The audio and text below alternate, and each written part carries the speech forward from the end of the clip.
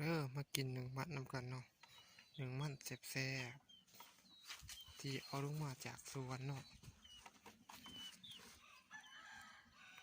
เด้อหัวมัดเนาะแซ่บๆแซ่บกินนำกัน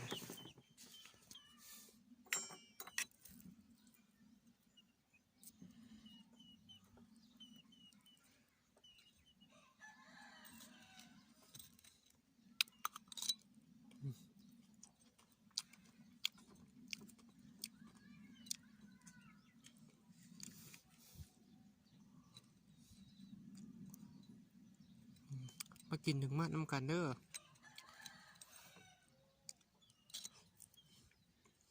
มันอยู่ที่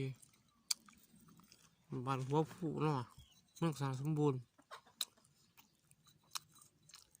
ไปโคเข้ามาบางเทียงเนาะแต่ก็มาหนึ่งเกณฑ์